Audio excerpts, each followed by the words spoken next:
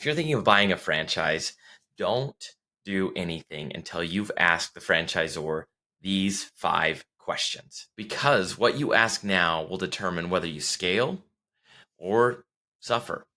These are the exact questions I wish every franchisee would ask before they signed on the dotted line. I work with franchise owners on a daily basis. I get phone calls, introductions from people who are looking to buy a franchise, who have thought about getting into franchising, or even people who are thinking about converting their business into a franchise. And this is why I created the Frangelic Growth System. It's a 3-part framework to help franchisees grow faster, protect their time, and build profitable businesses without burning out.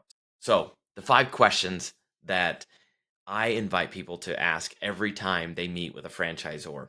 The first one is, what kind of marketing are you going to be doing for me? I ask them this question because oftentimes, as a franchisee or a potential franchisee, there's a little bit of confusion in terms of the difference between the national ad fund and local marketing fund or local marketing requirements. Languages change in different FDDs, and people will ask the question or at least will explain marketing differently in every franchise. But it's important for you as a potential franchise owner to ask the question, what is it that the brand is going to be doing for me when it comes to marketing? If you don't understand this and you don't have clarity, then you might go into this franchise expecting and thinking that you're going to have all of your marketing processes or everything as far as marketing goes taken care of. And in some cases, the brand does take care of a lot of that for you. They might do local ads, they might do paid Google ads, they might do your website, they might do your SEO. But even that, there's terminology that might not be very clear. And so I always ask them, what is it that you're going to do for me as a franchisee? And it doesn't have to be comprehensive. Just understand what does it look like, so that way you have a good basis to start from. The second question has to do with that national ad campaign. It's always good for you to understand how the brand is using the national ad fund. Now, the National Ad Fund is not meant to generate necessarily leads for you as a franchisee, but it is meant to help build awareness and raise awareness about your brand in your area and across the country. So, if you've ever been to a McDonald's, part of the reason that we know about McDonald's is because we see commercials or we see different ads that are all over the place. Now, we know McDonald's because it's a household name, but McDonald's has a responsibility, just like a brand new franchisor does, to advertise for their brand and tell the world about McDonald's in any way that they can.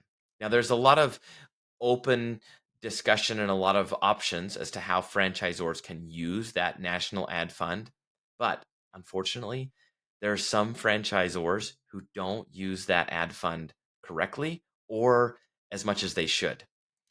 This is a really unfortunate option or a situation for franchisors, because it means that the franchisee is not getting much exposure and the franchisor is just kind of holding on to that money. But it is the law. It's required that they use that money to advertise the brand. So find out what it is, just so you have a good understanding. The third question I would ask is, who is our biggest competitors in this area? If you're a franchisee or looking to become a franchisee and you want to buy in a specific territory, you should be asking the franchisor who the competitors are.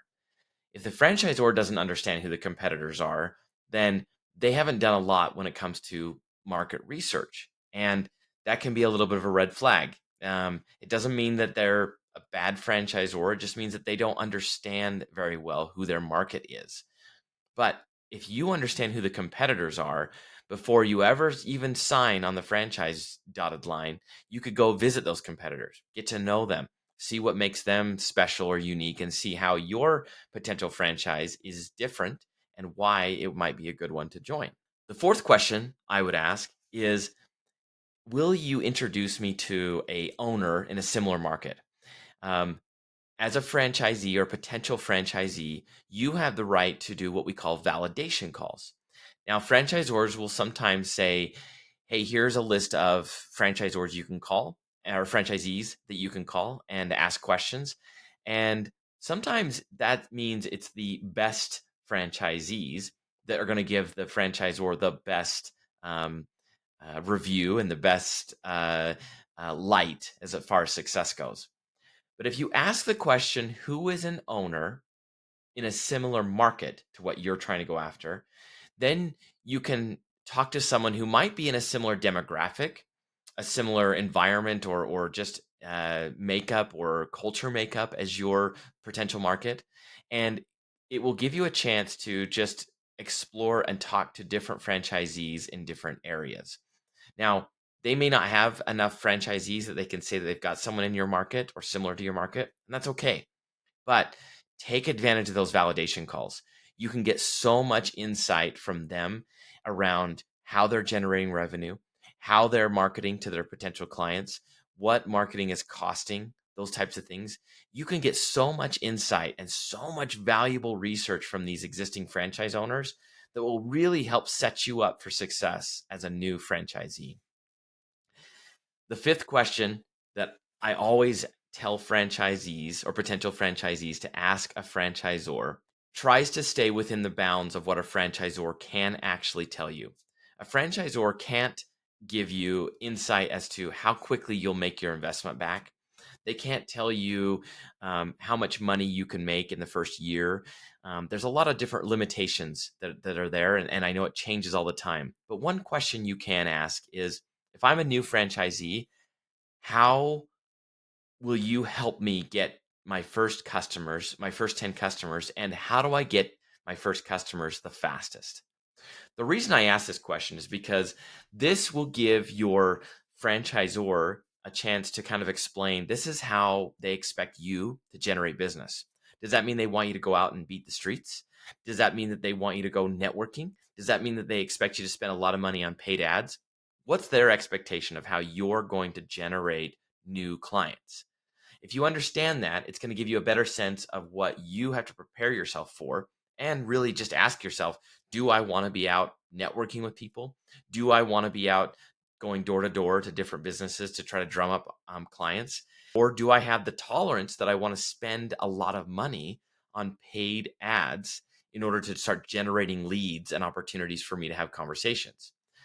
The more you can understand what is it going to take to get your first 10 customers, the better you're going to feel about what it's going to be before you're going to start feeling like you're making revenue.